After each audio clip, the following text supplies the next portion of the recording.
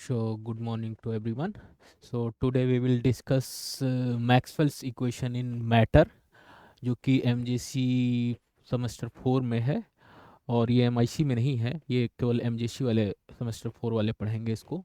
तो हम लोग अभी तक जनरल मैक्सवेल इक्वेशन पढ़ लिए थे और इसके पहले हम लोग potential formulation, electrostatics and magnetostatics and electrodynamics and electromagnetic induction, ये चारों चीज़ें हम लोग ऑलरेडी पढ़ चुके हैं। तो हम लोगों ने जनरल मैक्सवेल इक्वेशन देखा था कि वो क्या आ रहे थे, तो यहाँ पे मैं जस्ट रिवाइज कर देता हूँ। तो डेल डॉट ई जो था वो रो बाई एप्सिलॉन जीरो था, और डेल डॉट बी जो था ये जीरो था, और डेल क्रॉस ई जो था minus del B upon del T, और डेल क्रॉस बी जो था वो mu zero times J plus mu zero epsilon zero del E upon del T. ये जनरल मैक्सवेल इक्वेशन थे, जनरल मैक्सवेल इक्वेशंस, जो कि हम लोगों ने पिछले इलेक्ट्रोस्टैटिक्स एंड मैग्नेटोस्टैटिक्स में देखा था। तो ये चारों इक्वेशंस कहलाते हैं जनरल मैक्सवेल इक्वेशन। और इसके बाद फिर हम लोगों ने देखा था कि मैटर में क्या आते हैं। तो मैटर में ये चेंज हो जाते हैं, del dot D equal to rho F when we include the effect of dielectric. तो जब डाइलेक्ट्रिक का इफेक्ट इंक्लूड कर लेते हैं तो ये इक्वेशन डेल डॉट ई जो है वो चेंज हो जाता है रो एफ में। फिर डी क्या है, D equal to epsilon naught in epsilon into E. फिर एप्सिला क्या है, परमिटिविटी ऑफ द मीडियम है, परमिटिविटी ऑफ द मीडियम है।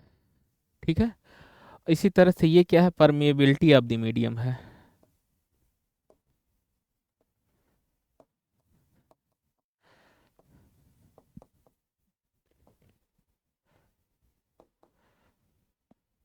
सिग्मा क्या है, ये सिग्मा इक्वल टू 1/रो, रो जहाँ पे ये स्पेसिफिक चार्ज डेंसिटी है। ठीक है, तो अब यहाँ पे हम लोग देखते हैं कि मैटर में क्या चेंजेज आते हैं जो मैक्सवेल इक्वेशन थे। तो मैटर में ये पहला जो इक्वेशन है ये मॉडिफाई होके del dot D equal to rho F हो जाता है। रो एफ जहाँ पे फ्री वॉल्यूम चार्ज डेंसिटी है, फ्री वॉल्यूम चार्ज डेंसिटी है। दूसरा इक्वेशन सेम रहता है, जो दूसरा इक्वेशन है जो जनरल मैक्सवेल इक्वेशन है वो दूसरा सेम है। तीसरा जो इक्वेशन है वो भी सेम है, डेल क्रॉस ई जो है क्रॉस प्रोडक्ट, एंड ये दोनों सेम है, ये माइनस साइन आप लोग न भूलिएगा। चौथा इक्वेशन मॉडिफाई होता है जो कि del cross H equal to J plus del D by del T हो जाता है, जो कि हम लोगों ने जनरल में देखा था, del cross B equal to mu zero times J plus del E mu not epsilon not into del E upon del T हो जाता था। ठीक है, तो ये equation when we include the effect of magnetization, and this equation when we include the effect of dielectric dielectric and this one is when we include the effect of magnetisation.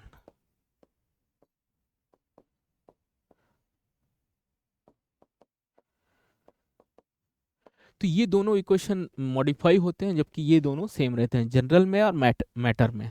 ठीक है, अब नेक्स्ट चलते हैं कि ये equation कैसे free space के लिए कैसे चेंज होता है। तो मैक्सवेल इक्वेशन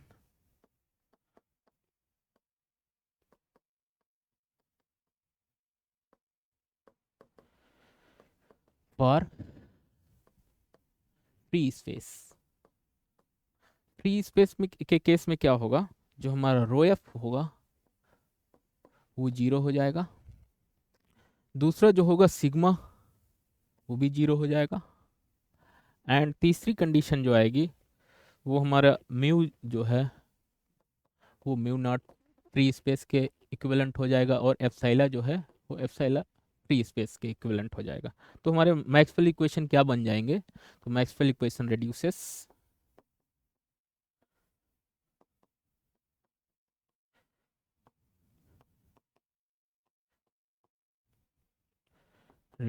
टू, तो डेल पहला जो इक्वेशन था, del dot E equal to rho F, ये भी जीरो हो जाएगा। ठीक है। दूसरा, ये ऑलरेडी डाइवर्जेंस जो प्रोडक्ट था वो ऑलरेडी जीरो था, डेल डॉट बी वो जीरो ही होगा। डेल क्रॉस क्रॉस प्रोडक्ट क्या होगा? का क्रॉस प्रोडक्ट तो सेम ही रहेगा, क्योंकि इसमें कोई भी ये म्यू नॉट और सिग्मा इन्वॉल्व नहीं है, तो डेल क्रॉस ई सेम रहेगा, minus del B upon del T. And चौथा इक्वेशन जो था हमारा, डेल क्रॉस बी जो हो जाएगा, वो क्या हो जाएगा? ये टर्म जीरो हो गया, जो हमारा इस चौथे इक्वेशन का है, ये J equal to sigma times E. तो ये नेक्स्ट हमारा आ जाएगा mu not epsilon not del E upon del T. तो ये जो चारों इक्वेशन आएंगे ये फॉर फ्री स्पेस है। अब नेक्स्ट चलते हैं कि Maxwell equation in harmonically wiring field में, for harmonically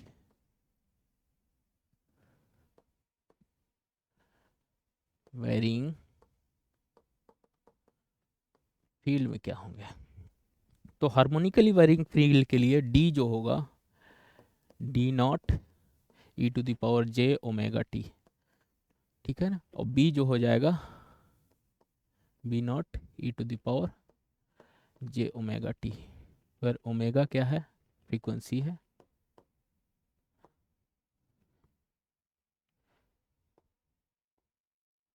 frequency of EM wave. ठीक है। तो इस केस में जो हमारे मैक्सवेल इक्वेशन आएंगे वो क्या आएंगे?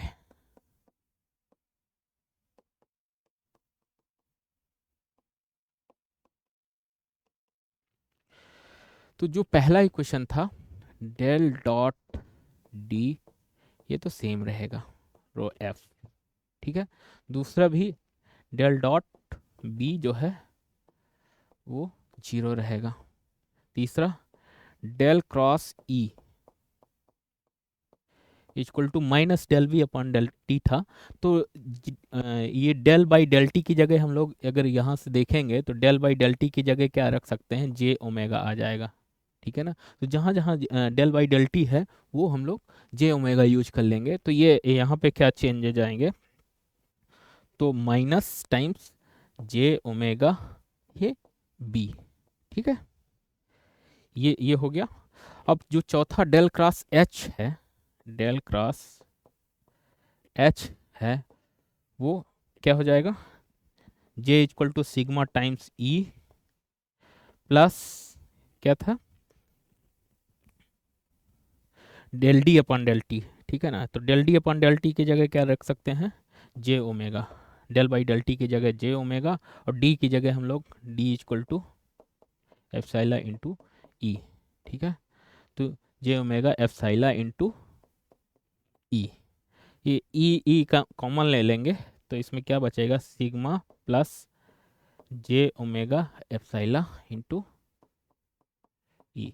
ये चौथा इक्वेशन होगा। ठीक है ना। तो ये हमारा हार्मोनिकली वेरिंग फील्ड में आया।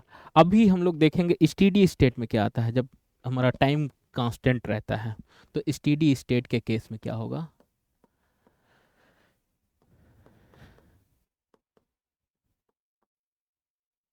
इस केस में कोई भी टाइम डिपेंडेंट इन्वॉल्व नहीं होंगे। तो जो हमारी मैक्सवेल इक्वेशंस होंगे वो क्या आएंगे?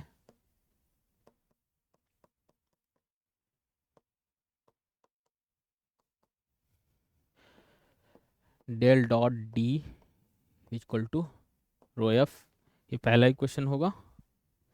दूसरा equation, del dot B zero होगा। डेल क्रॉस ई, ये क्या हो जाएगा, क्योंकि minus del V upon del T है, तो इस केस में टाइम डिपेंडेंट कोई इन्वॉल्व नहीं होगा, तो del for del del cross E जो है वो जीरो हो जाएगा। इसी तरह से डेल क्रॉस एच क्या हो जाएगा, डेल क्रॉस एच जो होगा वो होता है J plus del D upon del T, तो del D upon del T वाला टर्म जीरो हो जाएगा, बचेगा क्या, केवल जे। तो ये हमारा कहलाता है ये स्टेडी स्टेट केस।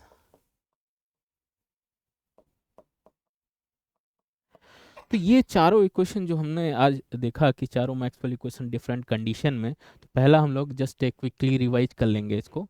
तो हम लोग ने मैक्सवेल इक्वेशंस आज स्टार्ट किया इन मैटर, तो हम लोग जनरल मैक्सवेल इक्वेशन ऑलरेडी पढ़ चुके थे। इसके बाद क्या चेंजेज आते हैं मैटर में, तो when we include the dielectric effect and when we include the effect of magnetization, तो ये दोनों कंडीशन में अगर हम लोग देखेंगे तो पहला जो मैक्सवेल इक्वेशन है वो चेंज हो जाता है del dot E equal to rho by epsilon से del dot D equal to rho F में। इसी तरह से दूसरा इक्वेशन दोनों में सेम है, del dot B equal to zero है, ये दोनों में सेम है। तीसरा इक्वेशन जो है हमारा डेल क्रॉस ई भी सेम है, del cross E equal to minus del B upon del T, इसमें भी सेम है जनरल मैक्सवेल इक्वेशन में।